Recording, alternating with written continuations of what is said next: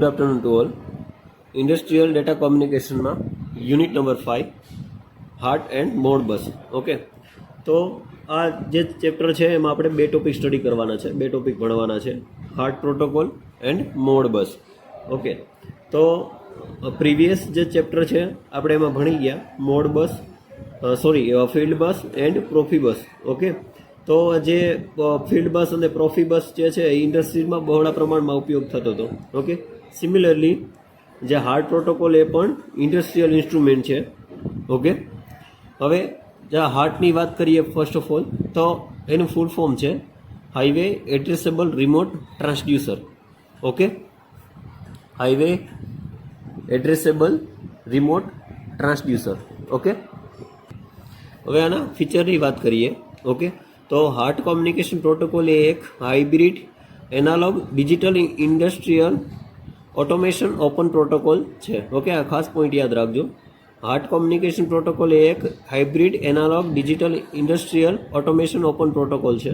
Okay, reason કહું, એનું reason તો આપણે એનું રીઝન જાણી શકીએ કે આપણે જે ઇન્ડસ્ટ્રીઝમાં ટ્રાન્સમિશન સિગ્નલ તરીકે કરંટનો યુઝ થતો હોય. ઓકે, જેની રેન્જ કેટલી હોય, સ્ટાન્ડર્ડ રેન્જ તો 4 to 20 મિલી એમ્પિયર.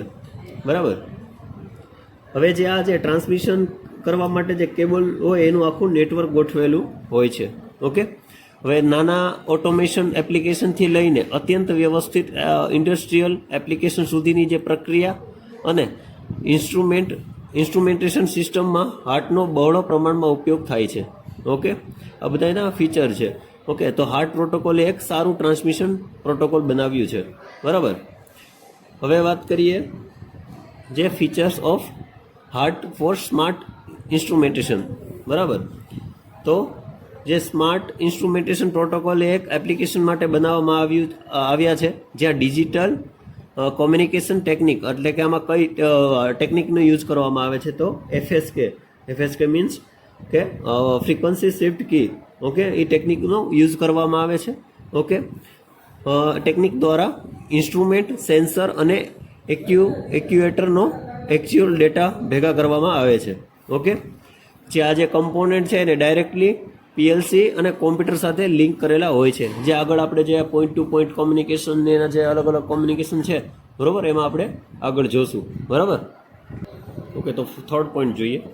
તો હાર્ટ પ્રોટોકોલ એક વિશિષ્ટ સ્માર્ટ ઇન્સ્ટ્રુમેન્ટેશન ફિલ્ડ બસ જે છે કે જે hybrid 4 to 20 milli ampere digital ફેશનમાં કાર્ય કરી શકે છે. ઓકે, આ બધા હતા સ્માર્ટ ઇન્સ્ટ્રુમેન્ટેશનના ફીચર્સ. ઓકે, વાત કરીએ હાર્ટ પ્રોટોકોલની. ઓકે, તો આ જે પ્રોટોકોલ છે એ મૂળ રોઝમાઉન્ટ દ્વારા ડેવલપ કરવામાં આવ્યો હતો. ઓકે, અને તે એક ઓપન સ્ટાન્ડર્ડ તરીકે ગણવામાં આવે છે. ઓકે, જે તમામ મેન્યુફેક્ચર માટે ઉપલબ્ધ હોય છે.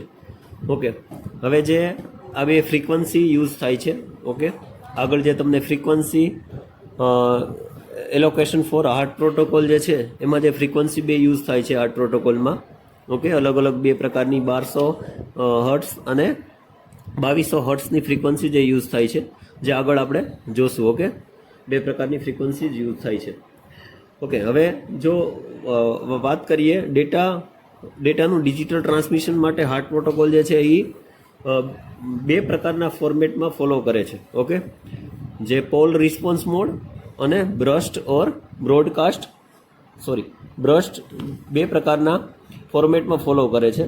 ઓકે, પોલ રિસ્પોન્સ મોડ અને બ્રસ્ટ ઓર બ્રોડકાસ્ટ મોડ. બરાબર. જે આ પોલ અને બ્રસ્ટ બ્રોડકાસ્ટ શું છે તો એ અગાઉના આપણે ચેપ્ટરમાં આપણે ભણી ગયા. જે પોલ જે છે, પોલની વાત કરીએ. ઓકે, તો ખાસ સમજજો, પોલ જે છે એ માસ્ટર ડિવાઇસ છે જે દરેક ડિવાઇસને પોલ કરે છે ફોર ઇન્ફોર્મેશન રિક્વેસ્ટ, એટલે કે ઇન્ફોર્મેશન પ્રોવાઈડ કરે છે. બ્રસ્ટની વાત કરીએ તો તેમાં ફિલ્ડ ડિવાઇસ છે એટલે કે ફિલ્ડમાં રહેલ જે ડિવાઇસ છે એને કન્ટિન્યુઅસલી એના જે ડેટા છે એને બ્રોડકાસ્ટ કરે છે વિધાઉટ એની રિક્વેસ્ટ. એટલે જે માસ્ટર કે બીજા કોઈ ડિવાઇસની રિક્વેસ્ટ વગર ડેટા જે છે એને ઇન્ફોર્મેશન અને બ્રોડકાસ્ટ કરતું રહે છે. ઓકે, તો આ હતું બ્રસ્ટ અને બ્રોડકાસ્ટ મોડ. બરાબર. હવે જો વાત કરીએ જે આ પ્રોટોકોલ જે છે બરાબર એ can be use 3 way. Okay, point to point mode, multi point mode અને બ્રોડકાસ્ટિંગ મોડ. ઓકે, એ ત્રણે ત્રણ આપણે સમજશું. ઓકે, એ પહેલાં આપણે જે આ frequency allocation for of HART protocol જે છે એ સમજીએ. તો આમાં જે હાર્ડ પ્રોટોકોલ જે એફએસકેની ટેકનિક યુઝ કરે છે. ઓકે, એમાં જે એમ્પ્લિટ્યુડ હોય છે એ કોન્સ્ટન્ટ રહે છે. બે ફ્રીક્વન્સીની મેં તમને વાત કરી, એ 1200 હર્ટ્ઝ અને 2200 હર્ટ્ઝ. ઓકે, 1200 હર્ટ્ઝ ફ્રીક્વન્સી અને બીજી છે એ 2200 frequency hertz. Okay, this is your analog signal, but 1200 hertz જે છે એ બરાબર એ ફ્રીક્વન્સી એ રિપ્રેઝેન્ટ કરે છે ડિજિટલ 1. ઓકે, અને 2200 હર્ટ્ઝ જે છે એ બરાબર એ ફ્રીક્વન્સી રિપ્રેઝેન્ટ શું કરે છે? ડિજિટલ 0. ઓકે, એટલે આ તમને ફિગરમાં તમને જોઈને આઈડિયા આવશે. ઓકે, બરાબર. આ જે છે એ એનાલોગ સિગ્નલ છે. ઓકે, આમાં તમે જોવો છો કે એમ્પ્લિટ્યુડ જે છે એ કોન્સ્ટન્ટ રહે છે. બરાબર, ચેન્જ શું થાય છે તો કે ફ્રીક્વન્સી. ઓકે, ફ્રીક્વન્સી ચેન્જ થાય છે, એમ્પ્લિટ્યુડ તો છે એ કોન્સ્ટન્ટ જ છે. બરાબર. હવે આપણે વાત કરી હતી કે પોઈન્ટ ટુ પોઈન્ટ કોમ્યુનિકેશન. બરાબર, તો આ ફિગરમાં તમે જોવો છો. ઓકે, આ જે ફિગર જે છે એ શું છે તો પોઈન્ટ ટુ પોઈન્ટ કોમ્યુનિકેશનની ફિગર છે. તો આમાં ક્યાં ક્યાં ડિવાઇસ અને કમ્પોનન્ટ હોય છે તો કે એક કોમ્પ્યુટર હોય છે. ઓકે, એની સાથે હાર્ડ કાર્ડ હોય છે ઓર પીએલસી, અને પાવર સપ્લાય હોય છે, અને થર્ડ ઇઝ હેન્ડ હેલ્ડ, અને fourth is smart sensor for 4 to 20 milliampere. Okay, તો આ જે કમ્પોનન્ટ ડિવાઇસીસનો જે યુઝ થાય છે. ઓકે, તો ફર્સ્ટ ઓફ ઓલ જે સ્માર્ટ સેન્સર જે છે એમાં 4 to 20 મિલી એમ્પિયરની રેન્જમાં એનાલોગ સિગ્નલ ટ્રાન્સમિટ કરે છે. એ જે સેન્સર જે છે એનું આઉટપુટ જે હશે એ શું હશે તો કે 4 to 20 મિલી એમ્પિયરમાં હશે. ઓકે, હવે આ પ્રકારના જે કોમ્યુનિકેશન જે છે એ પોઈન્ટ ટુ પોઈન્ટ કોમ્યુનિકેશન કહેવાય. બરાબર, આમાં જે મલ્ટી પોઈન્ટ કોમ્યુનિકેશન યુઝ ના કરી શકીએ. બરાબર, એનું રીઝન છે કે વધારે પડતા જો સેન્સર આમાં લગાવીએ, બરાબર, વધારે પડતા જો સેન્સર આવી જાય, ઓકે, તો આપણને પ્રોપર આઉટપુટ ના મળે. બરાબર. ઓકે, તો આ બધી એ જ વાત કરી છે.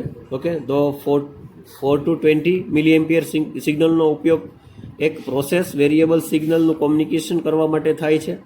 હાર્ડ કોમ્યુનિકેશન ડિજિટલ સિગ્નલ એ સેકન્ડરી વેરિયેબલ અને અન્ય ડેટા એક્સેસ આપે છે.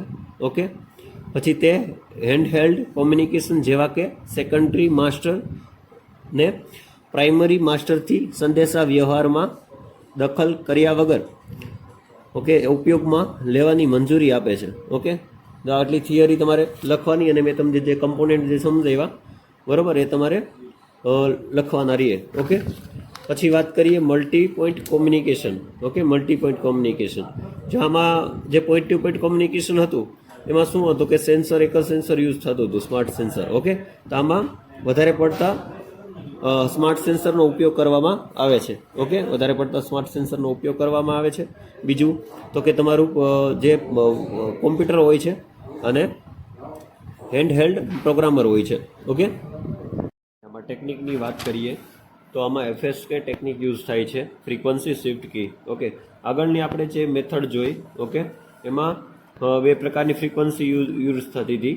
1200 હર્ટ્ઝ ફ્રીક્વન્સી યુઝ થતી હતી જે રિપ્રેઝેન્ટ કરતું હતું ડિજિટલ 1, અને જે 2200 હર્ટ્ઝ ફ્રીક્વન્સી યુઝ થતી હતી જે રિપ્રેઝેન્ટ કરતી હતું 0. ઓકે, હવે આમાં સિગ્નલ મિક્સઅપ થતું નથી. ઓકે, કારણ કે મોર ધેન સેન્સર આમાં યુઝ કરીએ આપણે છીએ. બરાબર. હવે જે હેન્ડહેલ્ડ જે આ પ્રોગ્રામર છે એની વિશે આપણે આગળ વાત કરશું. ઓકે, ઓકે, ડાયાગ્રામની વાત કરીએ તો connection diagram for heart. Okay, જેમાં જે કમ્પોનન્ટ યુઝ થાય છે smart sensor, register, power supply, અહીંયા મોટર હોય છે. ઓકે, અને હેન્ડહેલ્ડ જે ટેકનિક જે ટર્મિનલ છે એ આમાં આપણે કનેક્ટ કરેલો હોય છે. ઓકે, હવે આ જે વાત કરીએ હેન્ડહેલ્ડની. ઓકે, ઓકે, તો આને કહેવાય હેન્ડહેલ્ડ કોમ્યુનેટર. ઓકે, આ એક હાથમાં પકડી શકાય એવું એક નાનકડું ડિવાઇસ હોય છે જે કંટ્રોલિંગ ડિવાઇસ તરીકે પણ ઓળખાય છે. ઓકે, મેઇન જે આપણું પીસી હોય છે બરાબર, એમાં આ હાર્ટ કાર્ડ હોય છે. ઓકે, એમાં હાર્ટ કાર્ડ કનેક્ટ કરેલું હોય છે અને જે આ બધું કંટ્રોલિંગ કરતું હોય છે. અને આ ઇનપુટ કમાન્ડ પણ આપી શકીએ આનાથી આપણે. ઓકે, અને આ પોર્ટેબલ ડિવાઇસ છે. પોર્ટેબલ ડિવાઇસ એટલે કે શું, તો આપણે આને ફિલ્ડમાં પણ લઈ જઈ શકીએ. ઓકે, અને આ બેટરી ઓપરેટેડ હોય છે. ઓકે, જે બેટરી દ્વારા ચાલતું હોય છે એટલે આપણે એને ફિલ્ડમાં પણ લઈ જઈ શકીએ છીએ. ઓકે ઓકે પછી